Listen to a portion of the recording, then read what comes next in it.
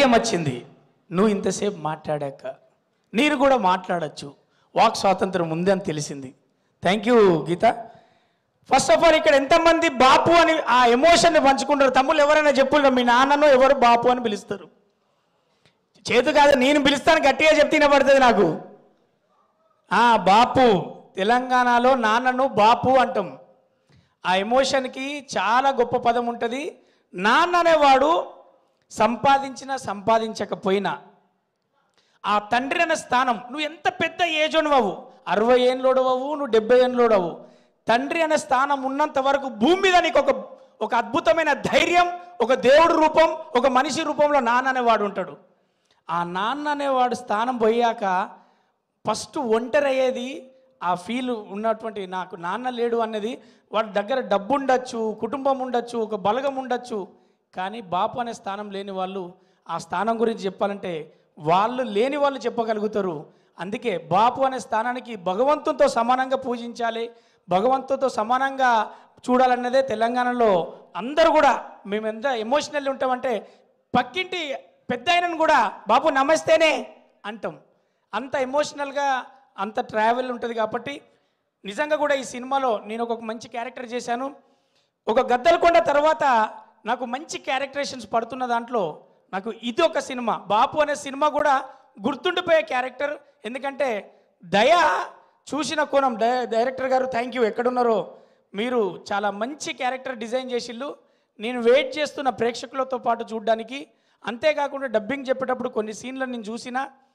First of all music డైరెక్టర్కు మంచి మార్కులు పడతాయి, తర్వాత డైరెక్టర్ గారికి మంచి కథ తీసుకున్నట్టు ఉంటుంది.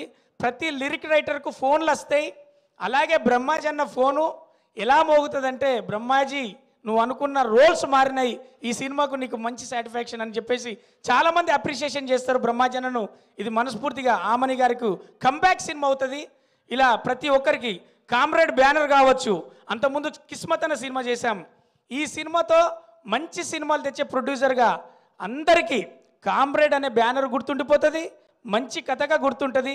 ఈ సినిమాలో చేసిన ధన్య బాలన్ కావచ్చు, మన ఆమెకు ధన్య బాలకృష్ణ గారు కావచ్చు, మరి అమ్మాయికి అయితే నేను చెప్తున్నా, అంతకుముందు కామెడీ రోల్స్ చేసిన ధన్యకు మంచి రోల్స్ అప్రోచ్ అవుతాయి. ఈ సినిమా నేను ఖచ్చితంగా కాన్ఫిడెంట్గా చెప్తున్నా. అలాగే ఆ ఇద్దరికి కూడా, ప్రేమ జంటలో చేసిన వాళ్ళిద్దరికి, న్యూ కమర్స్ కూడా మంచి సినిమా అవుతుంది. ఇది గొప్ప సినిమా, అద్భుతమైన సినిమా కాదు, ఇది ప్రతి రైతు సినిమా, ప్రతి తండ్రి సినిమా, ప్రతి కుటుంబం సినిమా. ఎక్కడో అక్కడ ఏ క్యారెక్టర్కో చాలా లిమిటెడ్ క్యారెక్టర్స్ ఉంటాయి, ప్రతి ఒక్కరు కనెక్ట్ అవుతారు. గొప్ప సినిమా, మంచి సినిమాగా మీకు మంచి పేరు వస్తుంది. మేము రివ్యూస్ రైటర్ మేము చూస్తుంటాం, మంచి సినిమా అవుతుందని నమ్మకంతో ఉన్నా. ధన్య, నెక్స్ట్ మన సక్సెస్ మీట్లో కూడా ఇదే మాట చెప్తా. సారీ గీత, ఎందుకంటే ధన్య క్యారెక్టర్ ఆమె బబ్లీగా మంచిగా గ్లామర్గా కనబడుతుంది కదా. చాలు గీత, నేను మర్చిపోను. Thank you so much. All the best producer గారు, డైరెక్టర్ గారు, లిరిక్ రైటర్స్. ముఖ్యంగా అన్న మీ పేరు ఆళ్ళరాజు.